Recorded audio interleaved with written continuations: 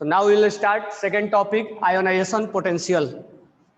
हमने atomic radius के बाद अब हमें देखना है आयोनाइजेशन पोटेंशियल। पहले मीनिंग समझेंगे, आयोनाइजेशन पोटेंशियल का मीनिंग क्या होता है, या आयोनाइजेशन इंथैल्पी भी लिखा जाता है। आयोनाइजेशन पोटेंशियल बोलो या आयोनाइजेशन इंथैल्पी भी होता है। तो हम मीनिंग भी समझेंगे। मीनिंग क्या है, अब कुछ जो एलिमेंट होते हैं पीरियोडिक टेबल का, कुछ जो एलिमेंट होते हैं पीरियोडिक टेबल का, वो क्या होता है, ऑक्टेट कंप्लीट करने के लिए अपना इलेक्ट्रॉन्स लूज करते हैं।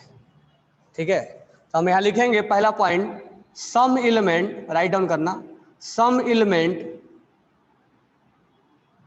To complete there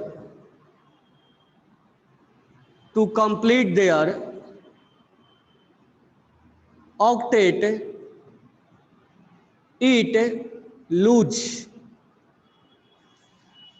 it lose the electron।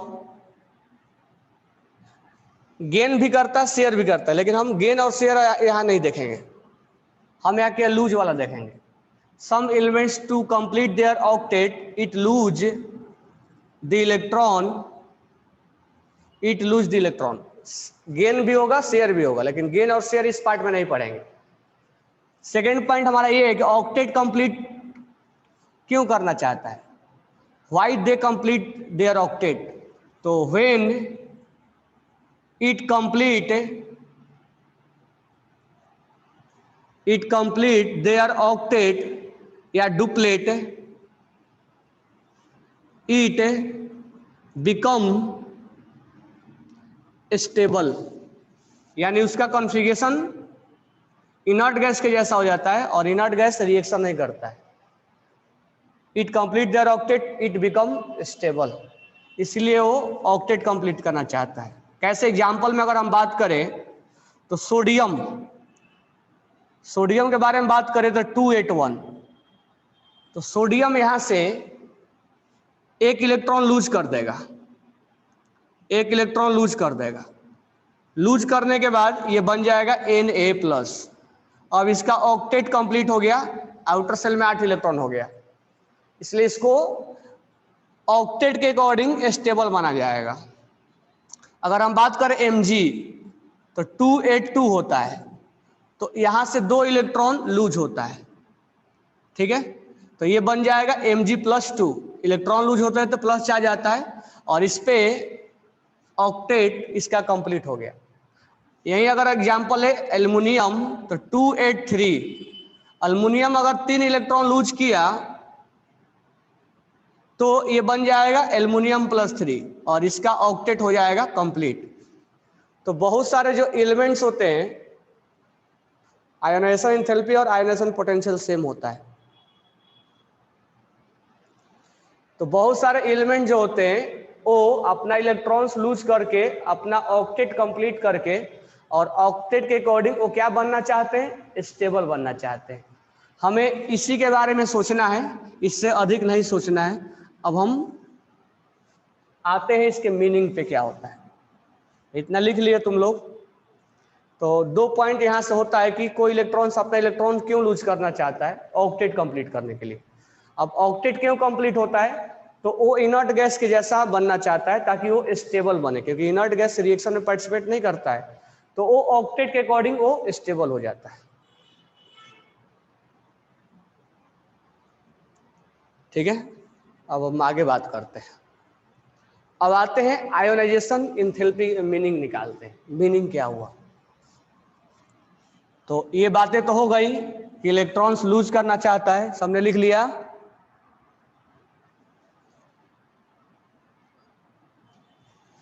तो ये बातें हमने कर लिया, इलेक्ट्रॉन्स लूज करना चाहता है, ठीक है, ताकि उसका ऑक्टेट कंप्लीट हो जाए और ऑक्टेट से उसकी स्टेबिलिटी गेन हो जाए। अब हम आगे बात करते हैं, तब हमें डिफिनेशन आएगा कि आयोनाइजेशन एंथैल्पी का डिफिनेशन क्या होता है। पहले मीनिंग समझेंगे तब डिफिनेशन निकालेंगे। जैसे हम एग्जांपल फिर से वही लेते हैं, सोडियम। अगर हम सोडियम के बारे में बात करें तो सोडियम का जो कॉन्फ़िगरेशन होता है वो होता है 2 8 1, 2 8 और 1, ठीक है। यहां पर प्रोटॉन होता है, 11 प्रोटॉन होता है। अब ध्यान देने वाला बात यह है कि यहां पर ये जो प्रोटॉन है प्लस है, पॉजिटिव चार्ज होता है, और इस इलेक्ट्रॉन पे नेगेटिव चार्ज होता है। इस इलेक्ट्रॉन्स को लूज करवाना है, तो हम तो आसानी से बोल दिए कि इलेक्ट्रॉन्स को लूज करवा देंगे, लेकिन ये इलेक्ट्रॉन जो है इसके बीच में अट्रैक्शन बना हुआ है, यानी दोनों के बीच में फोर्स ऑफ अट्रैक्शन लग रहा है। तो यहां हम बोल सकते हैं कि जो आउटर सेल के इलेक्ट्रॉन है ये भी अट्रैक्शन में, लेकिन हमें इसको लूज करवाना है।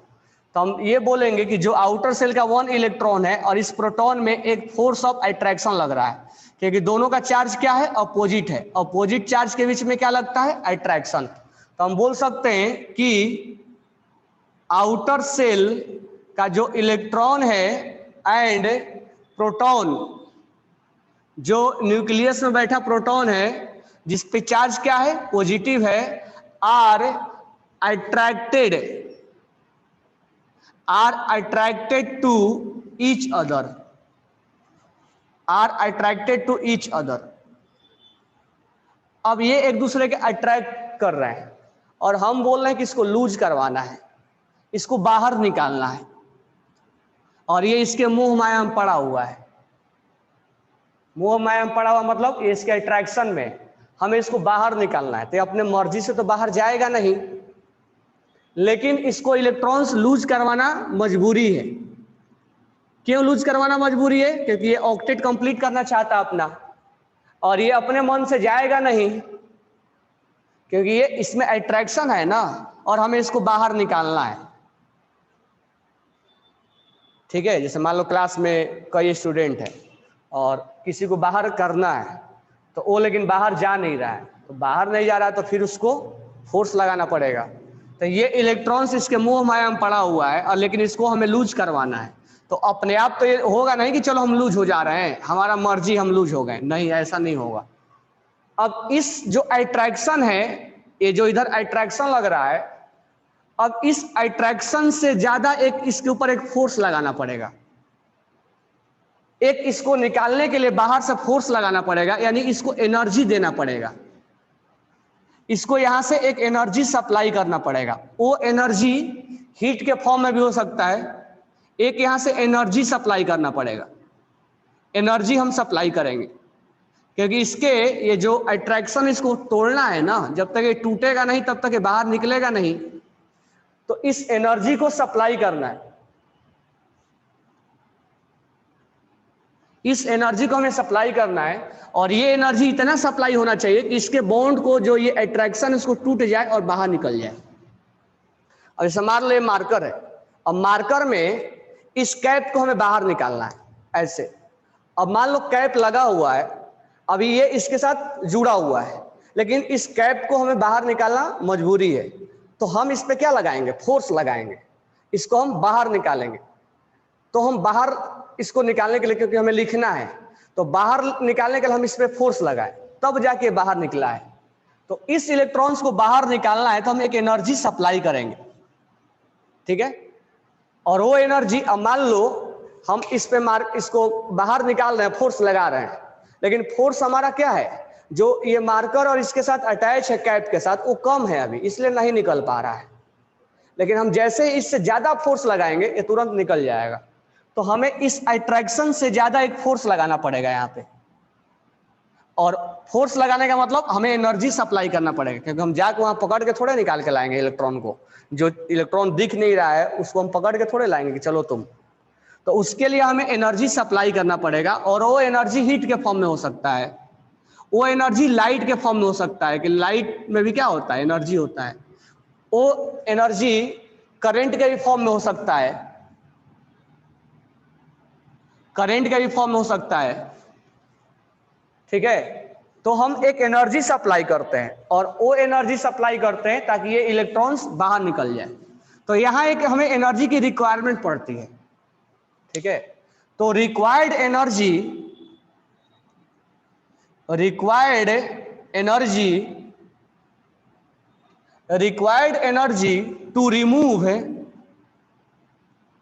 To to remove outer shell electron, outer shell electron, required energy to remove outer shell electron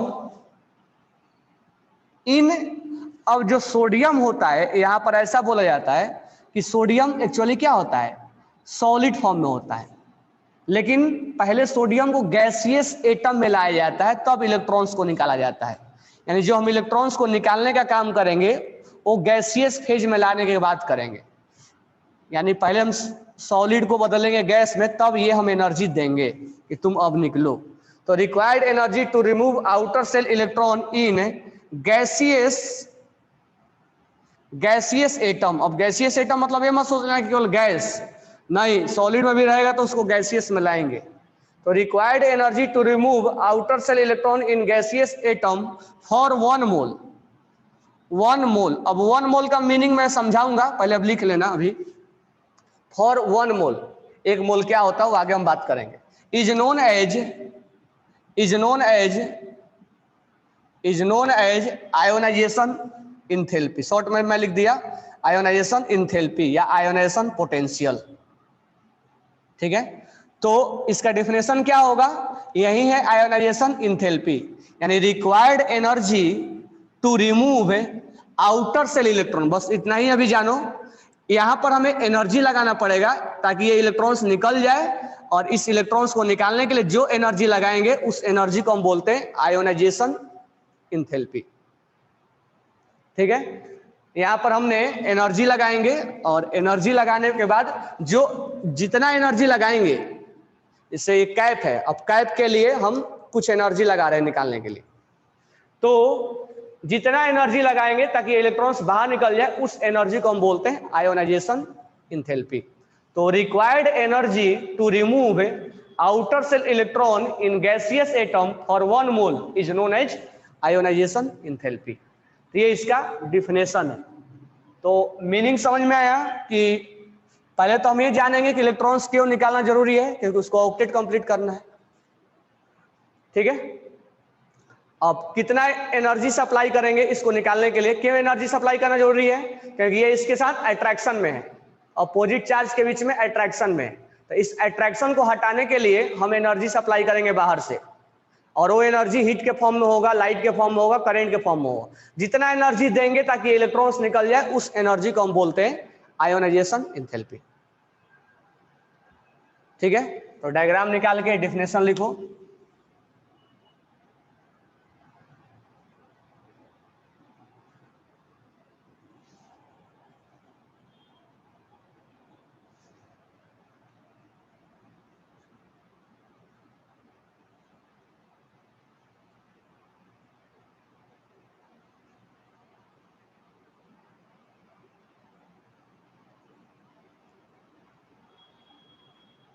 one mole,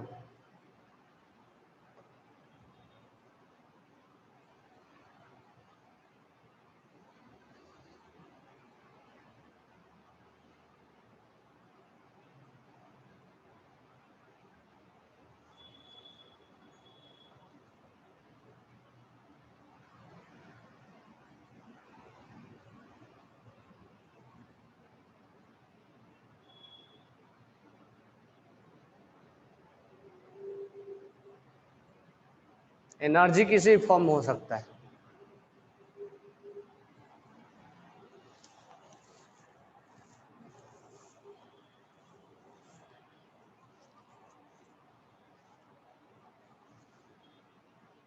सबने लिख लिया?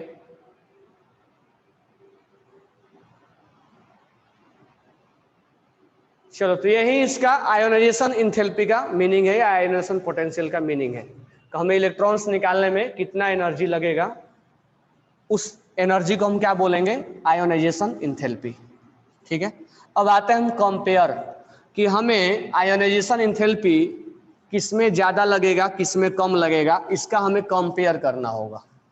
ठीक है, और कंपेयर करने के लिए हमें जैसे रेडियस में कंपेयर कर रहे थे वैसे यहां भी हम कंपेयर करेंगे।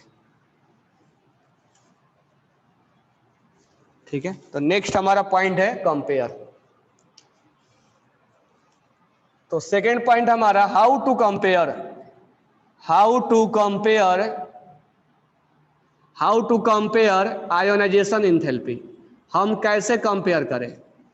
तो एग्जाम्पल के साथ पहले समझ लेते हैं कंपेयर कैसे करेंगे। मान लो हमने लिया एक एग्जाम्पल लिया सोडियम और एक एग्जाम्पल लिया हमने पोटेशियम। क्वेश्चन के साथ स्टार्ट करते हैं। एक हमने एग्जाम्पल लिया सोडियम और एक हमने लिया एग्जाम्पल पोटेशियम। सोडियम का कॉन्फ़िगरेशन हो जाएगा 281 और इसका कॉन्फ़िगरेशन हो जाएगा 2881। इसमें 3 ऑर्बिट होंगे, ठीक है। यहां एक इलेक्ट्रॉन होगा, इस इलेक्ट्रॉन्स को ये प्रोटॉन खींच रहा होगा। यहां पर 4 ऑर्बिट होंगे, 4 ऑर्बिट होगा और इस इलेक्ट्रॉन्स को ये प्रोटॉन खींच रहा होगा। अब हमें इस इलेक्ट्रॉन्स को बाहर निकालना है और इस इलेक्ट्रॉन्स को भी बाहर निकालना है। बाहर निकालने के लिए हम एनर्जी सप्लाई करेंगे, यहां से एनर्जी सप्लाई करेंगे ताकि ये बाहर निकल जाए, ठीक है। अब ध्यान देना, यहां पर अगर यहां पर सोचो ऐसे क्लास में 2 स्टूडेंट है, दोनों को हमें खींच के बाहर निकालना है। या ऐसा सोचो एक चेयर है और एक टेबल है, तो चेयर जो जिसमें अट्रैक्शन कम है उसमें हमें कम फोर्स लगाना पड़ेगा और जिसमें मान लो जो हेवी है उसमें ज्यादा फोर्स लगाना पड़ेगा। तो हमें यहाँ पर इसको भी बाहर निकालना, इसको भी बाहर निकालना। तो हमें ये चेक करना पड़ेगा कि ये इलेक्ट्रॉन्स इसके साथ ज्यादा अट्रैक्टेड है कि ये इलेक्ट्रॉन ज्यादा अट्रैक्टेड है। जितना ज्यादा अट्रैक्शन होगा उतना ही उसमें एनर्जी ज्यादा सप्लाई करना पड़ेगा। तो हम इससे पहले कि अभी आंसर निकाले, हम अभी कंक्लूजन लिख रहे हैं। तो हमारा कंक्लूजन ये है कि मोर फोर्स ऑफ अट्रैक्शन, चाहे इसमें हो चाहे इसमें हो, हम तो देख लेंगे किसमें है, लेकिन जितना ज्यादा अट्रैक्शन होगा, जितना ज्यादा ये अट्रैक्टेड होगा उतना ही ज्यादा उसमें फोर्स लगाना पड़ेगा। तो हम लिख सकते हैं कि मोर फोर्स ऑफ अट्रैक्शन, जितना ज्यादा फोर्स ऑफ अट्रैक्शन होगा इस इलेक्ट्रॉन का, ठीक है, मोर आयोनाइजेशन एंथैल्पी, यानी हमारा कंसेप्ट इतना ही काम करेगा कि जितना ज्यादा अट्रैक्शन होगा उतना ही आयोनाइजेशन एंथैल्पी ज्यादा होगा। तो पहले इस पॉइंट को लिखो, फिर आगे बढ़ते हैं क्योंकि स्पेस नहीं है, ठीक है। तो हमारा कंसेप्ट इसी बेसिस पे काम करेगा। एक ही कंसेप्ट है कि जितना अट्रैक्शन ज्यादा होगा उतना ही आयोनाइजेशन एंथैल्पी ज्यादा होगा।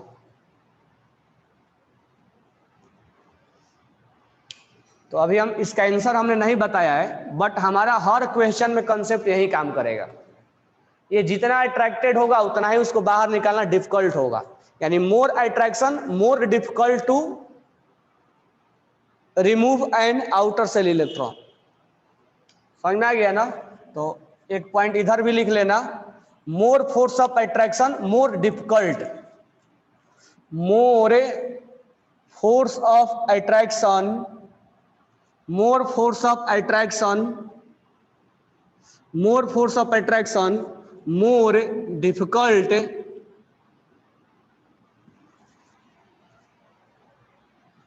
to remove an electron, एक इलेक्ट्रॉन।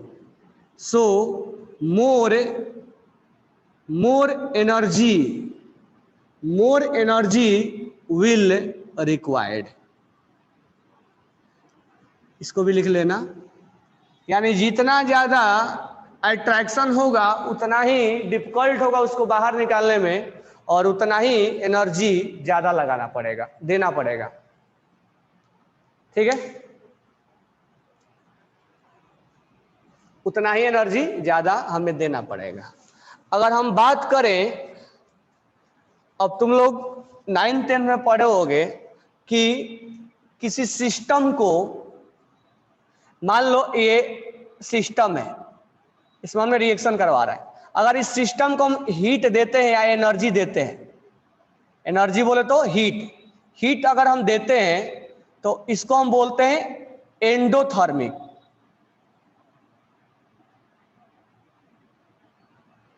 अगर इस सिस्टम से हीट निकलता है, हीट रिलीज होता है, अगर सिस्टम से हीट रिलीज होता है तो हम इसको बोलते हैं एक्जोथर्मिक। हीट इसमें एब्जॉर्ब होगा, इसमें हीट एब्जॉर्ब होता है। जहां हीट एब्जॉर्ब होगा वहां एंडोथर्मिक, और जहां हीट रिलीज होता है उसमें एक्सोथर्मिक बोलते हैं। तो आयोनाइजेशन एनर्जी अगर इलेक्ट्रॉन्स को निकालना है तो हमेशा हम इसको हीट सप्लाई करेंगे, हमेशा हम इसको हीट क्या करेंगे, सप्लाई करेंगे, क्योंकि हीट इसमें निकलने का कोई बात ही नहीं है। ठीक है, इसमें हीट निकलने का बात ही नहीं है। तो ये जो है हीट हम देते हैं, यानी ये इसको हीट हम दे रहे हैं, तो हम बोल सकते हैं कि आयोनाइजेशन इंथैल्पी, बोल सकते हैं कि आयोनाइजेशन इंथैल्पी या ionisation potential is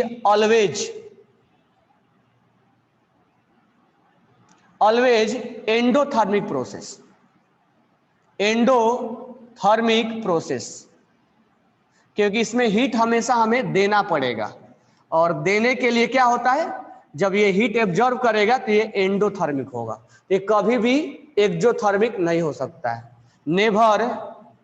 never exothermic. इसमें से कभी भी हीट हमें निकलेगा ही नहीं, हमें जब भी इलेक्ट्रॉन्स को निकालना है तो देना ही पड़ेगा। ठीक है,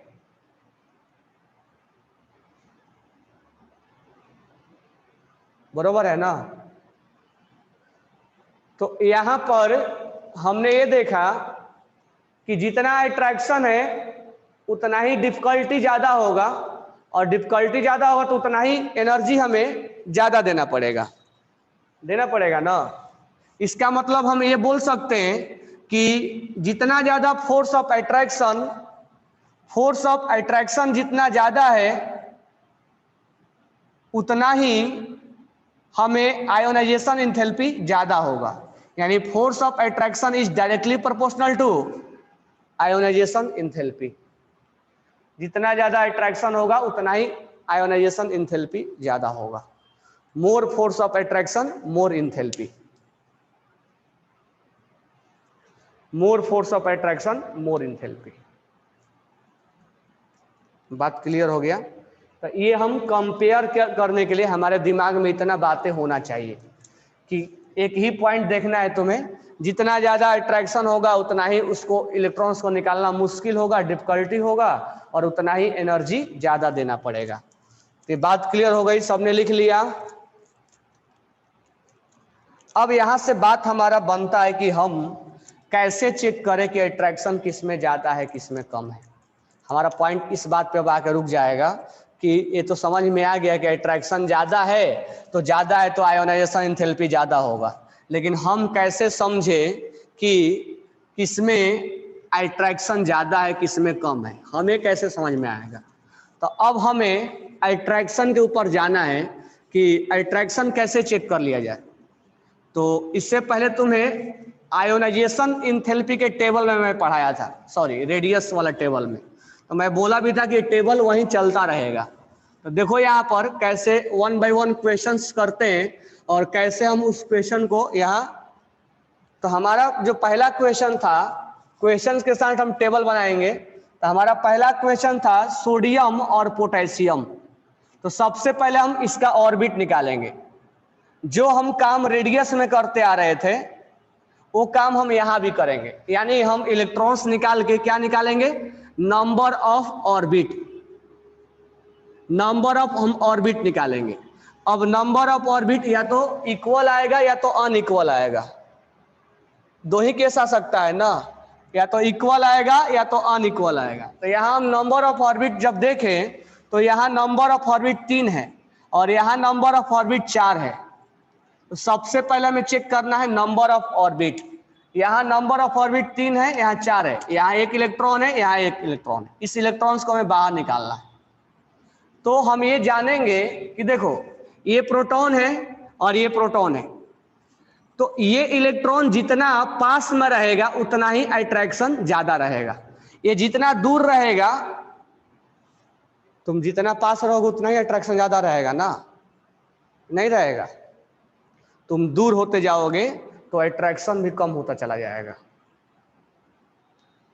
समझ रहे हो ना? मान लो तुम्हारा एक फ्रेंड है और फ्रेंड तुम्हारा पास नहीं, अब दूर चला गया, तो उससे तुम्हारा जैसी उसकी दूरियां बढ़ेगी तो उसका अट्रैक्शन भी तुमसे कम हो जाएगा। इसीलिए पास में फ्रेंड को रखना है, पास में रखोगे तो अट्रैक्शन ज्यादा रहेगा। ठीक है, तो जितना डिस्टेंस कम होगा इस इलेक्ट्रॉन्स का उतना उसका अट्रैक्शन ज्यादा होगा। तो हम बोल सकते हैं कि लेस नंबर ऑफ ऑर्बिट, जितना ऑर्बिट कम होगा उतना ही फोर्स ऑफ अट्रैक्शन, मैं शॉर्ट में लिखा फोर्स ऑफ अट्रैक्शन क्या होगा, ज्यादा होगा। फोर्स ऑफ अट्रैक्शन ज्यादा होगा तो ऑब्वियस सी बात है आयोनाइजेशन एंथैल्पी क्या होगा, ज्यादा होगा। यानी ऑर्बिट जितना कम होगा, ये कंक्लूजन मैं वहां अगर अनइक्वल है तो क्या होगा, मैं डायरेक्ट लिखूंगा कि अगर ऑर्बिट कम है तो फोर्स ऑफ अट्रैक्शन क्या होगा, ज्यादा, और अट्रैक्शन ज्यादा होगा तो आयोनाइजेशन एंथैल्पी क्या होगा, ज्यादा। तो मैं यहाँ शॉर्टकट में लिखा हूं। और यहाँ हम समझ सकते हैं कि जितना ये डिस्टेंस कम होगा उतना ही, यानी डिस्टेंस कम होना मतलब less number of orbit, distance कम होगा अट्रैक्शन ज्यादा होगा। सोचो, अट्रैक्शन ज्यादा होगा तो आयोनाइजेशन एंथैल्पी भी ज्यादा होगा।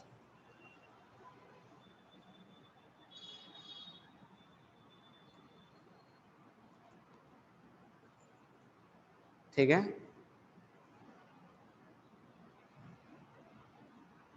ये बात क्लियर हो गई, लिखो पहले इसको।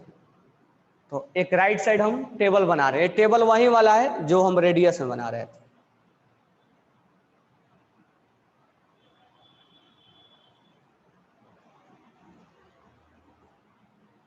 और distance is nothing but radius, और रेडियस ही है, यानी जितना ये छोटा रहेगा उतना ही अट्रैक्शन,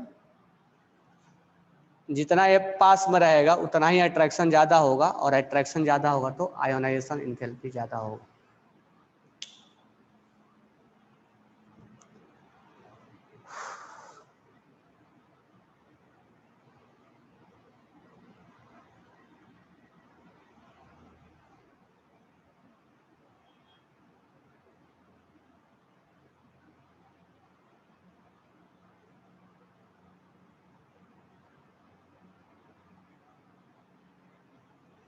इसका मतलब रेडियस अगर कम हुआ तो अट्रैक्शन क्या होगा, ज्यादा होगा।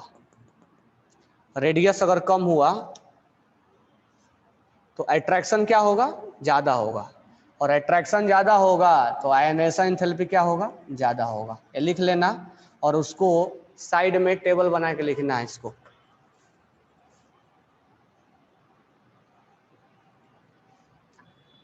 ठीक है, ये पहला पॉइंट हमारा क्लियर हो गया। तो इसमें अट्रैक्शन ज्यादा है क्योंकि पास में है, इसीलिए आयोनाइजेशन एंथैल्पी जो हो जाएगा सोडियम में ज्यादा होगा, पोटेशियम में कम होगा।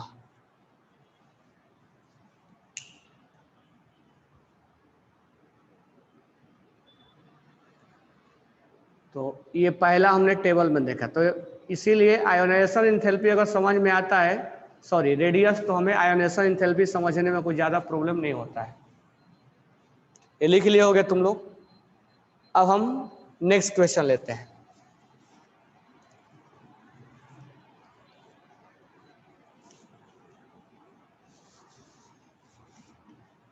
नेक्स्ट क्वेश्चन के अगर बारे में बात करें तो मान लो हमने क्वेश्चन लिया कि सोडियम और मैग्नीशियम,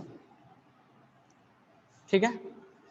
तो क्वेश्चन नंबर 2, तो सोडियम का कॉन्फ़िगरेशन हो जाएगा 281 282, ठीक है, 3 ऑर्बिट यहां पर 281, और यहां भी 3 ऑर्बिट, लेकिन यहां पर 2 इलेक्ट्रॉन है। तो 2 इलेक्ट्रॉन्स के बारे में तुम्हें नहीं सोचना है, तुम्हें अभी एक ही इलेक्ट्रॉन्स के बारे में सोचना है, दूसरे इलेक्ट्रॉन्स के बारे में बाद में हम सोचेंगे। ठीक है, अभी हम एक ही इलेक्ट्रॉन्स के बारे में सोचते हैं। हमें अभी एक ही इलेक्ट्रॉन्स के बारे में सोचना है क्योंकि एक इलेक्ट्रॉन्स को बाहर निकालना है ना। अब यहां पर हम चेक करेंगे नंबर ऑफ ऑर्बिट। तो नंबर ऑफ ऑर्बिट दोनों में क्या आ गया, इक्वल। तो if number of orbit will be equal, अगर नंबर ऑफ ऑर्बिट इक्वल आ गया तो हमें कहां जाने के लिए बताया था मैंने? प्रोटॉन के पास, प्रोटॉन के पास जाने के लिए बोला था। अब देखो यहां पर अगर नंबर ऑफ ऑर्बिट इक्वल आ गया तो हम जाएंगे प्रोटॉन के पास। सोचो यहां पर 11 प्रोटॉन है और यहां पर 12 प्रोटॉन है, तो जितना ज्यादा प्रोटॉन उतना ही अट्रैक्शन क्या होगा? ज्यादा, यानी more proton more attraction, more attraction होगा या नहीं होगा? लेकिन ये कब हम चेक करेंगे? डायरेक्ट प्रोटॉन नहीं चेक करेंगे, जब नंबर ऑफ ऑर्बिट इक्वल होगा तभी हम चेक करेंगे। मोर प्रोटॉन मोर अट्रैक्शन, ये बात तब हम चेक करेंगे जब ऑर्बिट इक्वल होगा। और जब अट्रैक्शन ज्यादा होगा तो उसका आयोनाइजेशन एंथैल्पी भी क्या होगा? ज्यादा होगा। यानी हम ये बोल सकते हैं कि प्रोटॉन ज्यादा तो आयोनाइजेशन एंथैल्पी भी ज्यादा, क्योंकि मोर प्रोटॉन मोर अट्रैक्शन और यहां पर आयोनाइजेशन एंथैल्पी भी ज्यादा हो जाएगा। यानी जितना ज्यादा प्रोटॉन होगा, लेकिन ये तब हम चेक करेंगे जब proton number of orbit equal हो जाए। यानी कि तुम डायरेक्टली प्रोटॉन चेक करने लग जाना, डायरेक्टली करोगे तो आंसर गलत हो जाएगा। If number of orbit will be equal then we check proton. तो इस तरह से हम देख सकते हैं कि यहाँ प्रोटॉन ज्यादा है तो इसका अट्रैक्शन ज्यादा होगा, इसलिए Mg में ज्यादा होगा एज कंपेयर टू सोडियम।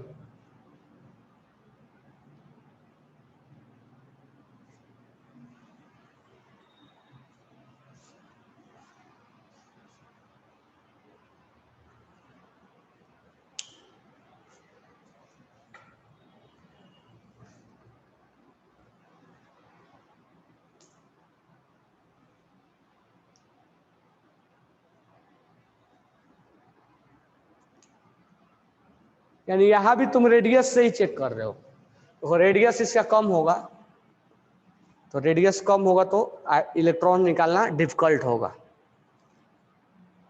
यहां से इलेक्ट्रॉन निकालना डिफिकल्ट होगा।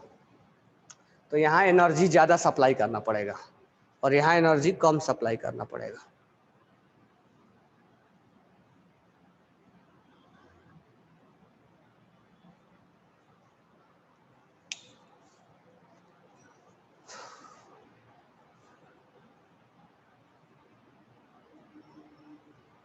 इसका मतलब तुम क्या चेक करो? Nuclear charge. लेकिन न्यूक्लियर चार्ज तब चेक करना है जब नंबर ऑफ ऑर्बिट इक्वल हो जाए।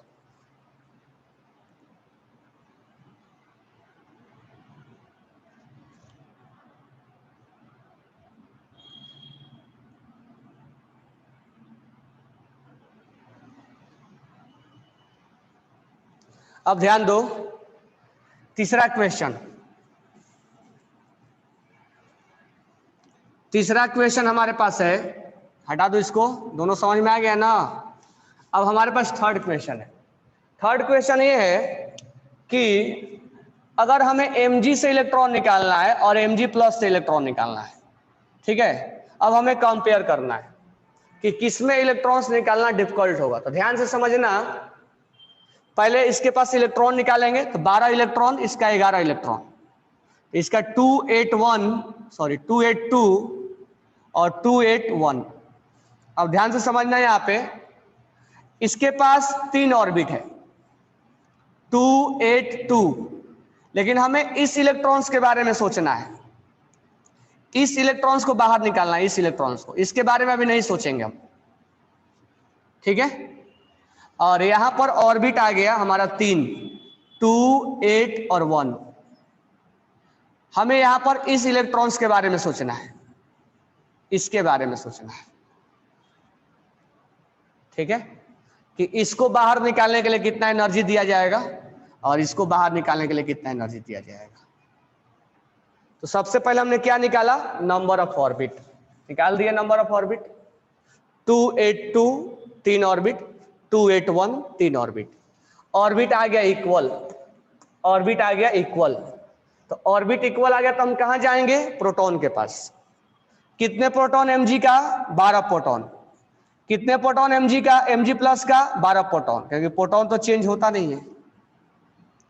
अब हमारे को प्रोटॉन भी इक्वल आ गया, दोनों में प्रोटॉन भी इक्वल आ गया, तो हम जाएंगे आउटर सेल के इलेक्ट्रॉन के पास। आउटर सेल के इलेक्ट्रॉन के पास जाएंगे। क्या सोचेंगे जाके? अब यहां पर मान के चलेंगे कि दोनों है आउटर सेल में, बताया था तुम लोग का ना, ये 2 kg का ऑब्जेक्ट समझना है और इसको 1 kg का ऑब्जेक्ट समझना है। ये बताया था ना कि 2 kg को समझना है, इसको 1 kg समझना है, इसको 2 kg समझना है, इसको 1 kg समझना है। यानी अगर आउटर सेल में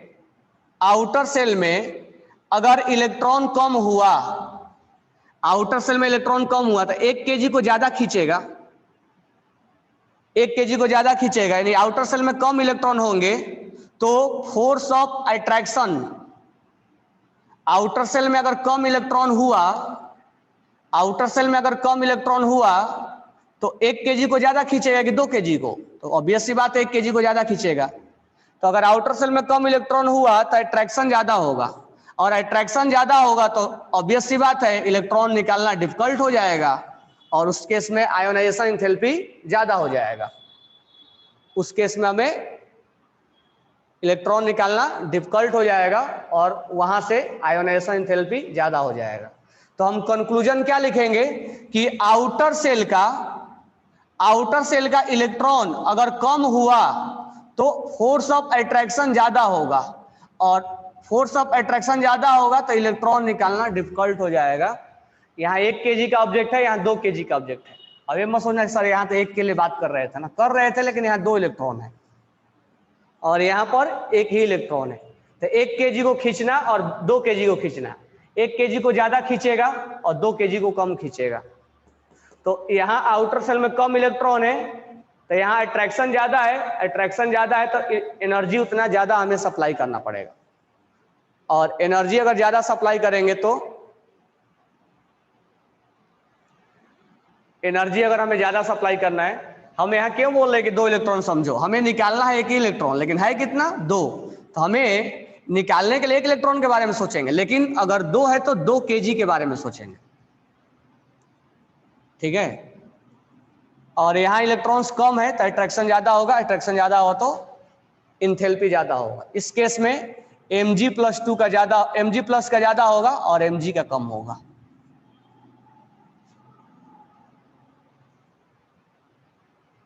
ठीक है, तो ये टेबल ऑलरेडी तुम्हें रेडियस में पढ़ाया हुआ था, या ऐसा भी समझ सकते हो, देखो इसमें और इसमें रेडियस किसका कम है? इसका रेडियस कम होता है ना, तो रेडियस कम तो आयोनाइजेशन एंथैल्पी क्या हो जाएगा? ज्यादा। तुम जानते हो कि रेडियस किसका कम होता है? Mg से, Mg का रेडियस ज्यादा होता है, Mg+ का रेडियस कम होता है, छोटा हो गया है, तो छोटे में से इलेक्ट्रॉन्स को निकालना मुश्किल हो जाएगा। तो छोटा जितना रहेगा उतना ही, यानी तुम रेडियस से भी जा सकते हो कि जिसका रेडियस कम ज्यादा है उसका आयोनाइजेशन एंथैल्पी कम होता है, और जिसका रेडियस कम है उसका आयोनाइजेशन एंथैल्पी ज्यादा होता है। तो तुम रेडियस से बातें सब कुछ निकाल सकते हो। तो ये बातें हम रेडियस से भी कर सकते हैं। देखो इसका रेडियस ज्यादा है तो आयोनाइजेशन एंथैल्पी कम होगा इसका। ये बातें हम रेडियस से भी कर सकते हैं कि जिसका रेडियस ज्यादा उसमें एनर्जी कम लगता है उसको इलेक्ट्रॉन्स को निकालने में। क्या समझ में आया?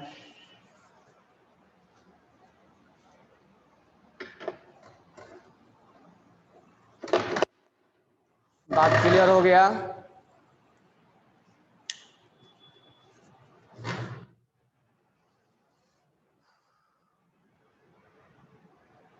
तो तुम्हें अगर अट्रैक्शन में कहीं डाउट आ रहा है ना तो रेडियस तुम चेक कर लो, जिसका रेडियस जितना छोटा होगा ना उतना ही एनर्जी उसमें ज्यादा लगाना पड़ेगा।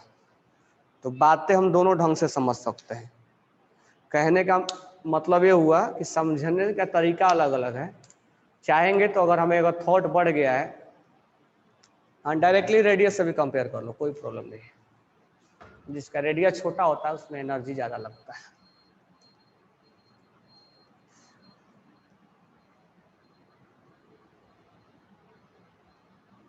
Radius is inversely proportional to ionisation enthalpy.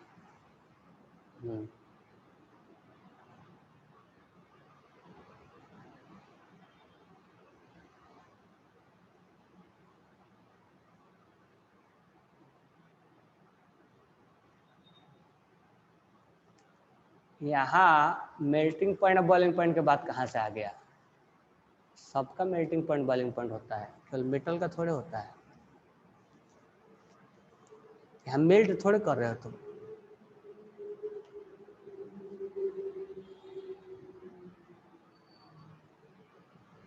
लिख लिए, समझ लिए, क्या याद किए, रट लिए?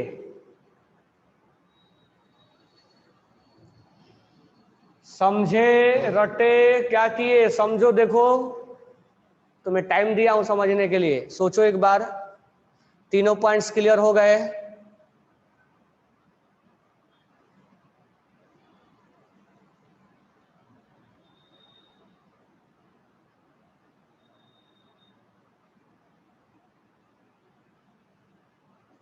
Ionisation enthalpy is only for cation. Cation नहीं, जहां इलेक्ट्रॉन्स लूज कराने के बारे में बात आती है वहां हम कहीं से भी इलेक्ट्रॉन्स लूज और गेन करा सकते हैं। बात करें ना आगे, क्वेश्चन दे तुम्हें, क्वेश्चन दूं ना मैं? तो ये हमारा मतलब कंपेयर करने का तरीका हुआ और कंपेयर कर, बस इसमें एक पॉइंट और रह गया, एक्सेप्शन। एक्सेप्शन तो अभी नहीं बताएंगे जब तक तुम इसको पूरा निकालने, मतलब तुम्हें निकालने ना आ जाए, ठीक है? तो अभी 2-3 क्वेश्चन करो, ठीक है? तो रेडियस वाला जब क्वेश्चन तुम किए हो तो इसमें ज्यादा तुम्हें प्रॉब्लम नहीं है, तुम रेडियस से भी कर सकते हो और ऐसे जो मैंने बताया वैसे भी कर सकते हो, कोई प्रॉब्लम नहीं है। टेबल वही है, टेबल वही है कि नहीं है? टेबल कंप्लीटली वही है, कोई एक भी चेंजेस नहीं है। तो एक बार अगर आ जाता है तो बाद में करने की हमें कोई रिक्वायरमेंट पड़ता नहीं है।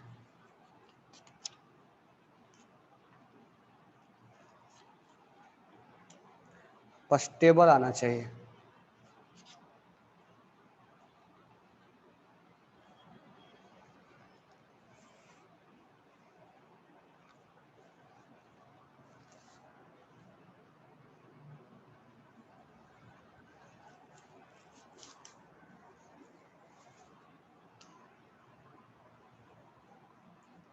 चलो कंपेयर करो, क्वेश्चन है compare ionisation enthalpy boron, carbon, oxygen. अब ये मत सोचना कि ये सब इलेक्ट्रॉन्स लूज भी करते हैं क्या।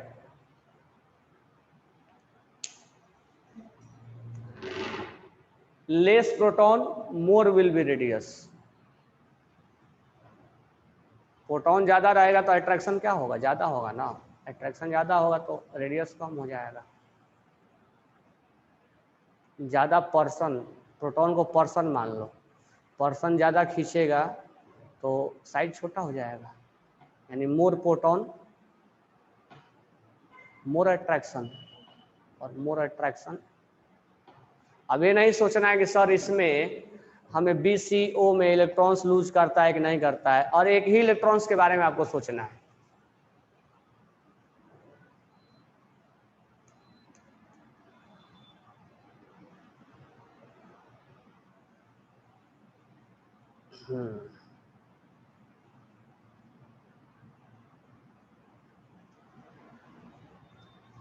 चलो मैं निकालूं। तो बहुत जने का आंसर सही भी आया, बहुत जने का आंसर गलत भी आया। तो सबसे पहले क्या करेंगे, हम ऑर्बिट निकालेंगे। कितना इलेक्ट्रॉन इसके पास? 5 इलेक्ट्रॉन, 6 इलेक्ट्रॉन, 8 इलेक्ट्रॉन। कितने ऑर्बिट? ठीक है, 2 ऑर्बिट, 2 ऑर्बिट, 2 ऑर्बिट। ऑर्बिट क्या आ गया? सेम आ गया। ऑर्बिट क्या आ गया? सेम आ गया। ऑर्बिट सेम आ गया तो कहाँ जाएंगे? प्रोटॉन के पास। कितने प्रोटॉन? 5 प्रोटॉन। कितने प्रोटॉन? कोई भी नया कॉन्सेप्ट आ रहा है क्या? नहीं। अब सोचो, तुम रेडियस के बारे में सोचो ना, किसका रेडियस ज्यादा होगा? प्रोटॉन ज्यादा तो रेडियस कम होगा ना, रेडियस कम तो इलेक्ट्रॉन्स निकालना डिफिकल्ट होगा। नहीं तो यहां देखो, मोर प्रोटॉन मोर आयोनेशन एंथैल्पी, मोर प्रोटॉन मोर आयोनेशन एंथैल्पी। या तो रेडियस पे सोच लो या तो ऐसे सोच लो। प्रोटॉन ज्यादा तो आयनेशन एंथैल्पी ज्यादा।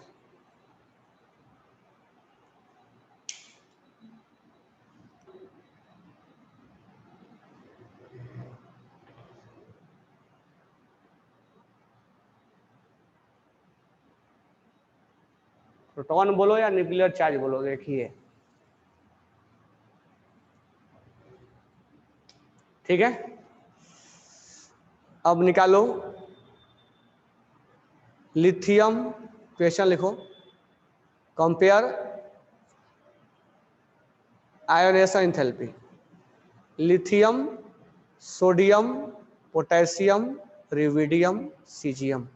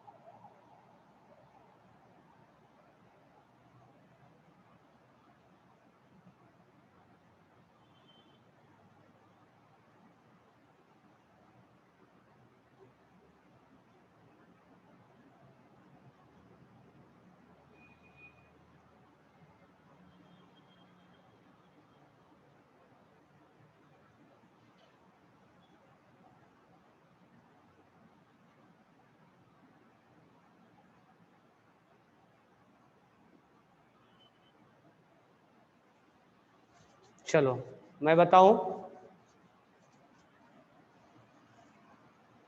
अब देखो यहां पर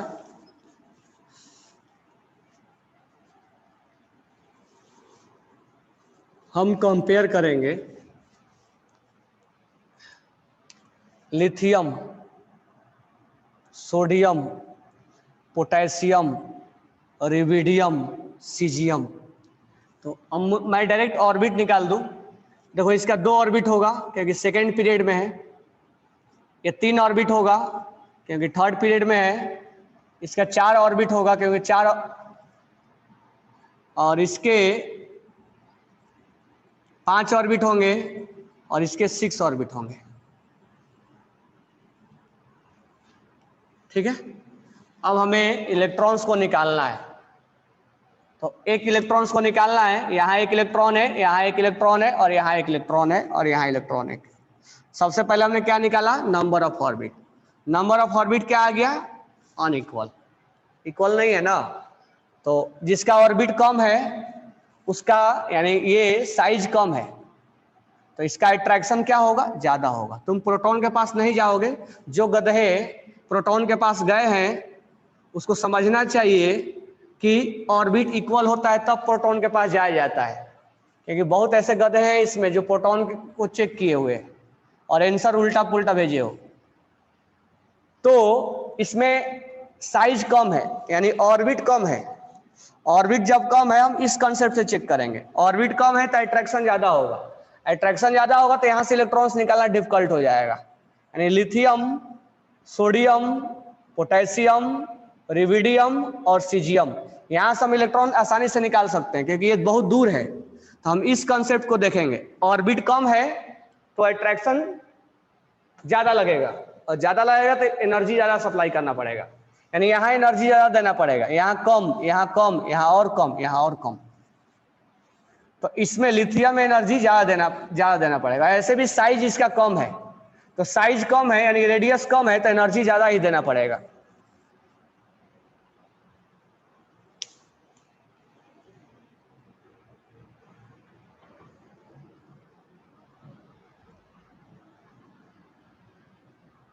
ये समझ में आया? तो डायरेक्ट प्रोटॉन मत चेक करने लग जाओ, पहले चेक कर लो कि ऑर्बिट इक्वल है कि नहीं है। ऑर्बिट इक्वल है तब प्रोटॉन चेक करना है, ठीक है। और रटना नहीं है, रटोगे तो रह जाओगे इधर ही, फिर मार्क्स भी तुम्हारा कम आएगा।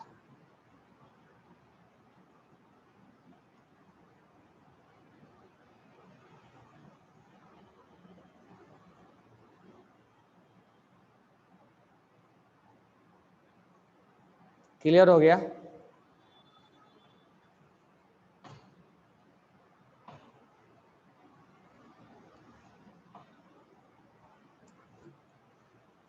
अब तुम देखो यहां पर,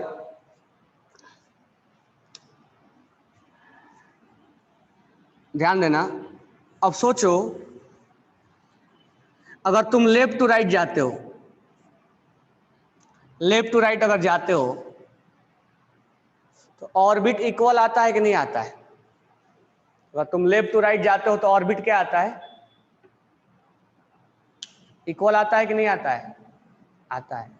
तो जब इक्वल आएगा तो फोर्स ऑफ अट्रैक्शन, मेन हमारा काम क्या है? Force of attraction. तो बताओ, लेफ्ट टू राइट जाओगे तो अट्रैक्शन घटता है कि बढ़ता है?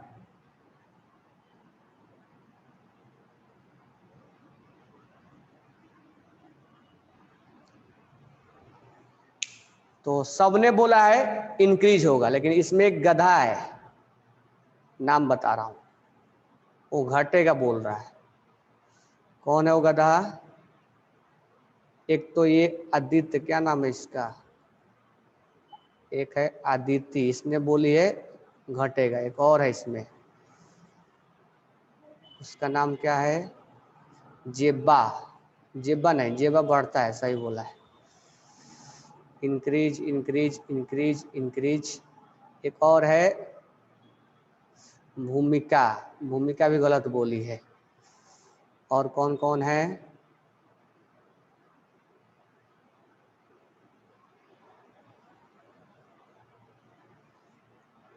और कौन कौन है इसमें? एक घटेगा, कौन है घटेगा? कहाँ गया घटेगा? घटेगा बोला है, ये है मिहिर।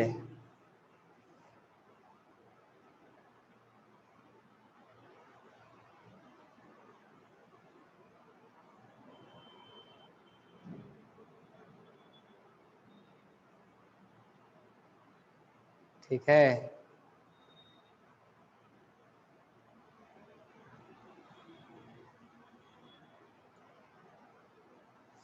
चलो। तो लेफ्ट टू राइट अगर जाते हैं तो ऑर्बिट क्या आता है? इक्वल आता है ना ऑर्बिट, देखे होगे। अगर हम सेकेंड पीरियड में गए तो ऑर्बिट दो दो आता है, आता है ना? आता है कि नहीं आता है? ऑर्बिट दो दो आता है। तो हम चेक करते हैं प्रोटॉन, जैसे मान लो BCNOF, तो हम प्रोटॉन चेक करते हैं, 5 proton, 6 proton, 7 proton, 8 proton, 9 proton करते हैं ना। तो प्रोटॉन बढ़ेगा तो अट्रैक्शन क्या होगा? बढ़ेगा। प्रोटॉन बढ़ेगा तो अट्रैक्शन क्या होगा? बढ़ेगा। और अट्रैक्शन बढ़ेगा तो सोचो, अट्रैक्शन बढ़ेगा तो रेडियस क्या होता है? रेडियस क्या होता है? अट्रैक्शन बढ़ता है तो रेडियस क्या होता है? डिक्रीज। सही है ना? तो तुम्हें मेन फोकस किस बात पे करना है? अट्रैक्शन पे। अगर तुम अट्रैक्शन सही से देख पा रहे हो तो रटने की जरूरत नहीं पड़ेगा, तो रेडियस और आयनेशन एनर्जी करते रह जाओगे। अट्रैक्शन बढ़ता है, और अट्रैक्शन बढ़ता है इसलिए रेडियस घटता है, और अट्रैक्शन बढ़ता है इसलिए आयोनाइजेशन एनर्जी बढ़ता है। यानी फोर्स ऑफ अट्रैक्शन अगर ज्यादा है तो रेडियस क्या होगा? कम होगा, और आयोनाइजेशन एंथैल्पी क्या होगा? ज्यादा होगा। यानी अट्रैक्शन ज्यादा है तो रेडियस कम, यानी इनवर्सली प्रोपोर्शनल। अट्रैक्शन ज्यादा तो आयोनाइजेशन एंथैल्पी ज्यादा, यानी डायरेक्टली प्रोपोर्शनल। तो लेफ्ट टू राइट जाओगे तो अट्रैक्शन बढ़ेगा, अट्रैक्शन बढ़ेगा तो इलेक्ट्रॉन्स को निकालना मुश्किल हो जाएगा। तो तुम इस बात को ध्यान में रखना कि लेफ्ट टू राइट अगर हम जाते हैं तो फोर्स ऑफ अट्रैक्शन क्या होता है? बढ़ता है, इसीलिए रेडियस क्या होगा? घटेगा, और इसीलिए आयोनाइजेशन एंथैल्पी क्या होगा? बढ़ेगा। क्योंकि जितना अट्रैक्शन होगा उतना इलेक्ट्रॉन निकालना मुश्किल हो जाएगा। अब मुझे बताओ कि टॉप टू बॉटम जाते हो, टॉप टू बॉटम जाते हो तो फोर्स ऑफ अट्रैक्शन क्या होता है? इंक्रीज और डिक्रीज। एक दो गधे को पकड़े हम। अब इसमें जवाब कम आ रहा है, सर डरे हुए हैं कहीं गलती मत भेज दे। फोर्स ऑफ अट्रैक्शन क्या होता है, इस बार जवाब कम आया तुम लोगों का। टॉप टू बॉटम अगर जाते हैं तो ऑर्बिट बढ़ रहा है ना, ऑर्बिट बढ़ रहा है कि नहीं बढ़ रहा है, तो इसका इलेक्ट्रॉन्स का अट्रैक्शन क्या हो रहा है, घट रहा है ना। तो टॉप टू बॉटम जाते हैं तो फोर्स ऑफ अट्रैक्शन क्या होता है, डिक्रीज होता है ना, इसलिए रेडियस भी बढ़ता है। और इसीलिए हम इलेक्ट्रॉन्स को निकालना क्या हो जाता है, आसान हो जाता है। यहाँ से इलेक्ट्रॉन निकालना आसान हो जाएगा, बहुत आसानी से निकल जाएगा, यहाँ से जल्दी नहीं निकलेगा। एक बार देख लो, सोच लो, समझ लो, लिख लो, फिर अगर कहीं डाउट है इसमें तो बोलो। क्योंकि एक तो रेडियस तो पढ़े ही थे, अब ऊपर से आयनेशन एंथैल्पी भी पढ़ ली उसी में, तो एक ही कंसेप्ट पे चलना है।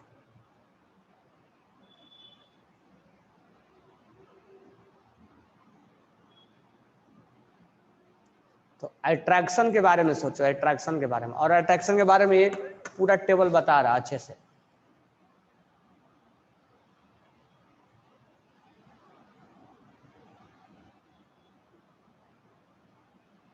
किसी को डाउट है तो बोलो, कहीं पर कोई पॉइंट में समझ में नहीं आया तो बोलो, या सोचो समझो, बैठो मत, सोचो कि क्या क्या हुआ है, सोच के बताओ मेरे को। तुम्हारे पास 5 मिनट का टाइम है।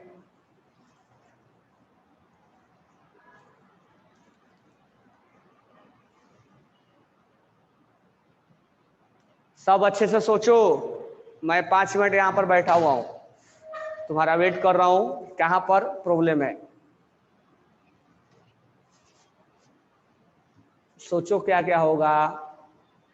फोर्स ऑफ अट्रैक्शन बढ़ेगा, कहाँ कहाँ घटेगा, दिमाग वहाँ जा रहा है कि नहीं जा रहा है,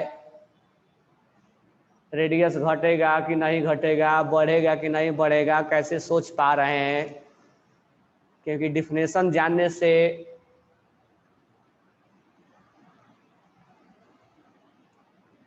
Herschelle helium will be highest ionisation enthalpy, मुझे नहीं मालूम है।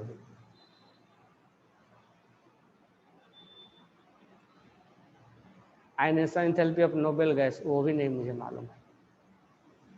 एनी एक्सेप्शन, वो भी नहीं मुझे मालूम। मैं इतना सोचने के लिए बोल रहा हूँ, इतना ही मेरे को भी अभी आ रहा है, इससे ज़्यादा अभी नहीं आ रहा है मेरे को।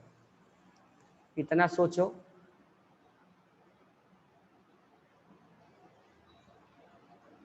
इतना सोचो, इतना ही में मेरे को भी आ रहा है।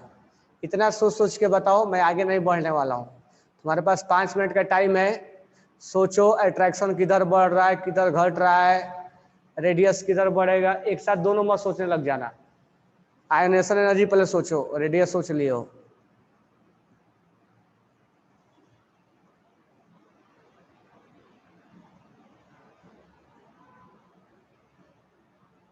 किसी को डाउट है? देख लिए, समझ लिए, लिख लिए?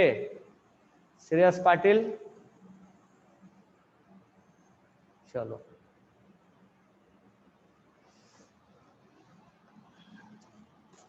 अच्छा मुझे एक बात बताओ, ये इलेक्ट्रॉन्स निकालना क्यों जरूरी है?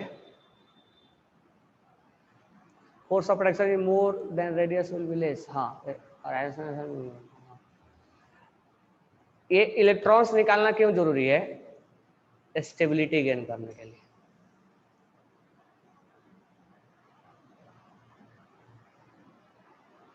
अच्छा, कोई चीज अनस्टेबल से स्टेबल में जाना चाहता है, दुनिया का कोई भी चीज, या स्टेबल से अनस्टेबल में जाना चाहता है कि अनस्टेबल से स्टेबल में जाना चाहता है? दुनिया का कोई भी चीज कहां से कहां जाना चाहता है? तुम कहां से कहां जाना चाहते हो? अनस्टेबल से स्टेबल में ना, कि स्टेबल से अनस्टेबल में जाना चाहते हो? अनस्टेबल से स्टेबल में जाना चाहते हो, चाहते हैं ना? चलो, अब एक्चुअली क्या होता है आयोनाइजेशन एंथैल्पी में, ये बिना एक्सेप्शन के अधूरा रहता है। मतलब रेडियस से इसमें खतरनाक खतरनाक डेंजर इसमें एक्सेप्शन आते हैं। तो इसका कहानी बिना एक्सेप्शन के, जैसे रेडियस में ज्यादा एक्सेप्शन नहीं है, रेडियस बिना एक्सेप्शन का भी काम चल जाता है हमारा, या जो एक्सेप्शन है वो उसी पॉइंट पर है तो उसमें कोई ज्यादा हमें रेडियस में प्रॉब्लम नहीं होता है। लेकिन यहाँ पर बिना एक्सेप्शन का इसका उठना भी नहीं है और बैठना भी नहीं है, मतलब ये बिना एक्सेप्शन के बारे में सोचता भी नहीं है क्वेश्चन बनाने के लिए। तो हम अब समझेंगे हमारा जो नेक्स्ट लास्ट, मतलब लास्ट नहीं, इसके बाद एक और फर्स्ट आयनेशन एनर्जी सेकंड बचा हुआ है। तो हम यहाँ पर जो तीसरा पॉइंट लेंगे वो हमारा होगा एक्सेप्शन। एक्सेप्शन इन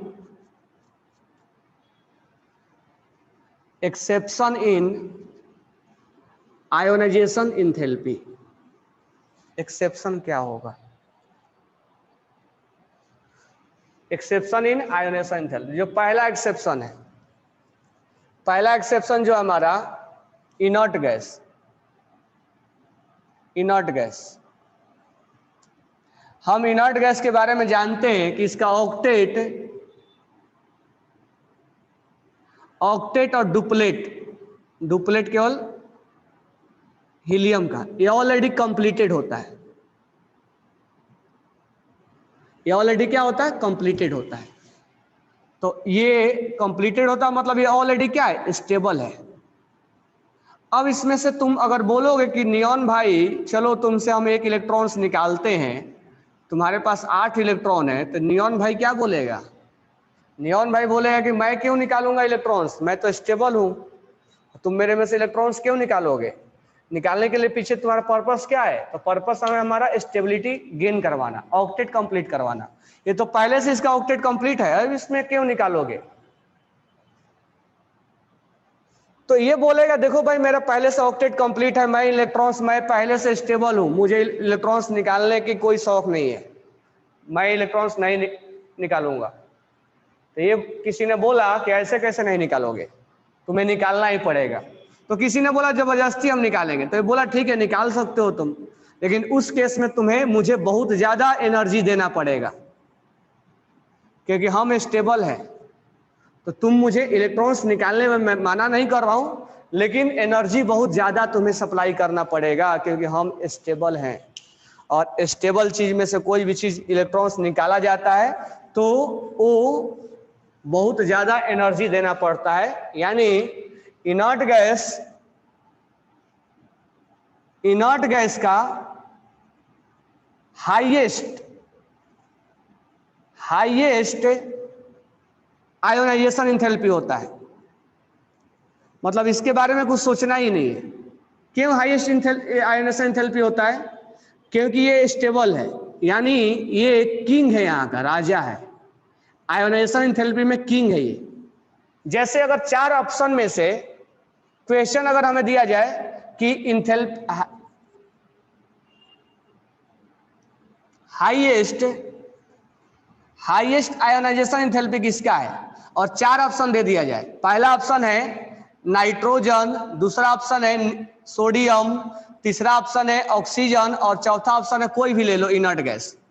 अगर इनर्ट गैस एक भी 4 ऑप्शन में तुम्हें मिला तो तुम बिना कंपेयर किए, क्योंकि राजा का कभी कंपेयर नहीं होता है, तो इनमें ये किंग है, और किंग का कंपेयर प्रजा से नहीं किया जाता है। ये सब प्रजा है, लोग रहने वाले हैं, और ये किंग है, तो किंग का कंपेयर इनसे नहीं होगा। ठीक है, तो इसीलिए हमारा आंसर इसमें बिना सोचे समझे हम 4 बोल देंगे, इसका आयोनाइजेशन एनर्जी सबसे ज्यादा होता है। ठीक है, तो 4 ऑप्शन में से अगर एक ऑप्शन भी आयोनाइजेशन इनर्ट गैस का आया तो हम बोल देंगे कि नियॉन का सबसे ज्यादा होगा। कोई भी 4 ऑप्शन में से एक अगर इनर्ट गैस आ गया, कोई भी इनर्ट गैस आ जाए, इवन कोई भी इनर्ट गैस, ऐसा कोई लिखा हुआ नहीं है कि नियॉन ही आए, कोई भी inert gas, any inert gas, तो हम बोल देंगे कि इनर्ट गैस जो अगर आया वो किंग है, और किंग का हम कंपेयर दूसरे से नहीं करते हैं। ठीक है, लेकिन अगर हमारे पास एक क्वेश्चन ऐसा दे दिया जाए कि सब किंग ही किंग है, हीलियम भी किंग है, नियॉन भी किंग है, आर्गोन भी किंग है, क्रिप्टन भी किंग है, जेनॉन भी किंग है, रेडॉन भी किंग है, जेनॉन तक ही रहने देते हैं। ये सब के सब किंग है, बोलेगा हम सब किंग है, तो किंग और किंग में कंपेयर करवा दो। किंग और किंग में क्या कंपेयर होगा? तो अभी अभी बताया कि top to bottom ionisation energy क्या होता है? Top to bottom ionisation energy क्या होता है? आयोनाइजेशन इंथैल्पी क्या होता है? डिक्रीज होता है। तो टॉप टू बॉटम डिक्रीज करेगा, यानी सबसे ज्यादा हीलियम का होगा, उसके बाद नियॉन का होगा, उसके बाद आर्गॉन का होगा, उसके बाद जेनॉन का होगा। Helium, neon, argon, krypton, xenon. Krypton का होगा, जेनॉन का होगा। यानी अगर किंग और किंग में कंपेयर करवाना है तो किंग में कंपेयर हो जाएगा। और टॉप टू बॉटम क्या हमने बोला अभी भी? डिक्रीज करता है। क्यों डिक्रीज करता है? ऑर्बिट बढ़ता है। ठीक है, लेकिन अगर 4 ऑप्शन में से एक भी ऑप्शन आ गया जो इनर्ट गैस है तो वो किंग बन जाएगा, और किंग का कंपेयर दूसरे से नहीं होता है, वो हाईएस्ट हो जाएगा।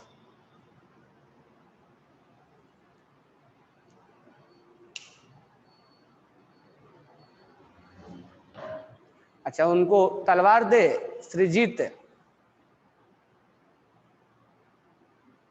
सारे पीरियोडिक टेबल से ये सबसे हाईएस्ट होता है, किंग है पूरा पीरियोडिक टेबल का, ये किंग है। किंग बोलता है हमसे इलेक्ट्रॉन्स निकालोगे तो तुम्हारा खैर नहीं है, क्योंकि हम किंग हैं पूरे पीरियोडिक टेबल का, हम स्टेबल हैं, हमसे इलेक्ट्रॉन्स निकाल के ले जाने की तुम्हारी, आगे नहीं बोलेंगे। लेकिन अगर इलेक्ट्रॉन्स निकालना है तो बोलेगा निकाल दो, कोई प्रॉब्लम नहीं है, लेकिन एनर्जी बहुत ज्यादा देना पड़ेगा। तो डी हाईएस्ट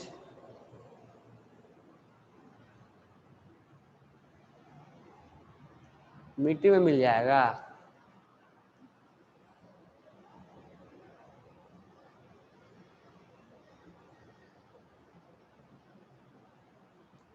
तो पूरे पीरियोडिक टेबल में सबसे हाईएस्ट किसका होता है? इनर्ट गैस का।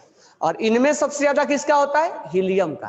तो हीलियम भाई साहब डी, ये बोलेंगे कि हम इलेक्ट्रॉन्स सबसे ज्यादा होगा। बाकी पीरियोडिक टेबल में इनर्ट गैस का ज्यादा, और इनर्ट गैस में सबसे ज्यादा हीलियम का। काई समझ लो।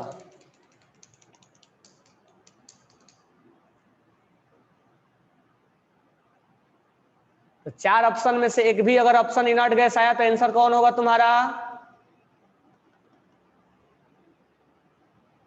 4 ऑप्शन में से एक भी अगर इनर्ट गैस आया तो आंसर क्या होगा? Inert gas. ठीक है, क्योंकि वो राजा है, किंग है।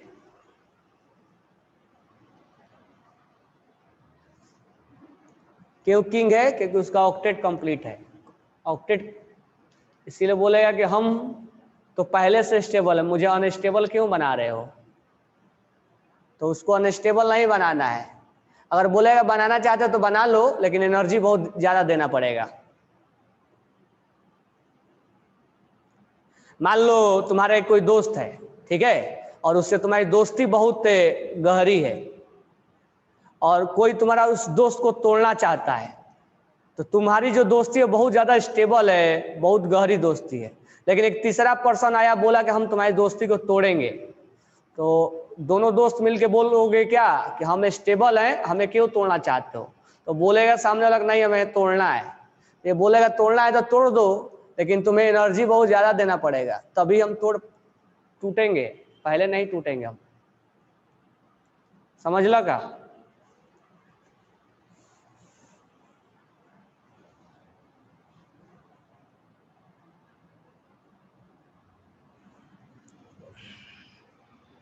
तो किंग का कंपेयर दूसरे से नहीं किया जाता है। चलो एक्सेप्शन नंबर 2। ये मत सोचना कि एक्सेप्शन खत्म हो गया, अब एक्सेप्शन खत्म नहीं हुआ है, अब एक्सेप्शन और है। तो पहला एक्सेप्शन हो गया, अब दूसरा एक्सेप्शन। तो दूसरा एक्सेप्शन देखो टाइम कम है, मैं लिख दे रहा हूं ताकि जब तुम होमवर्क करो तो तुम्हें इस बात को ध्यान में रखो। मैं एक्सप्लेनेशन बाद में दूंगा, मतलब बाद में बोले तो कल कल संडे है, मंडे को।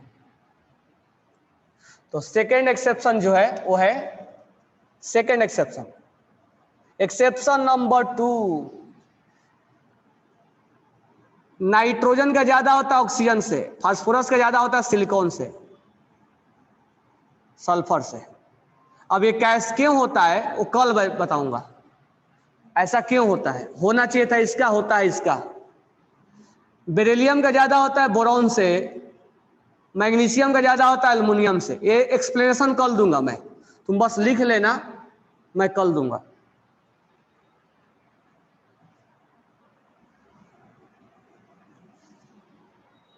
एक्सेप्शन नंबर 3, ओल्ड स्टाइल से टिपो, सॉरी ओल्ड स्टाइल से क्यों टिपोगे, न्यू स्टाइल से टिपो।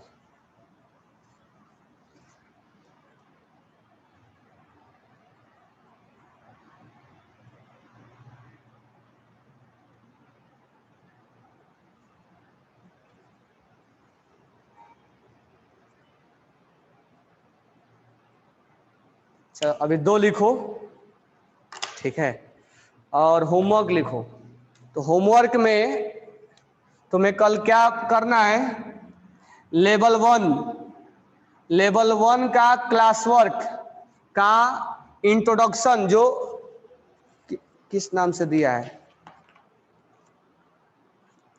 इंट्रोडक्शन के नाम से दिया है, और आयन रेडियस के नाम से दिया है, एटॉमिक रेडियाई। तो इंट्रोडक्शन के नाम से और एटॉमिक रेडियाई के नाम से दिया है। ये कंप्लीट करना है, प्लस लेवल 1 का ही होमवर्क, ये दोनों पार्ट कल आपको दोनों लेवल 1 कंप्लीट होना चाहिए। जो डाउट आएगा उसको राउंड करना, जब मैं क्लास में बोलूंगा उस समय बोलना ये डाउट है।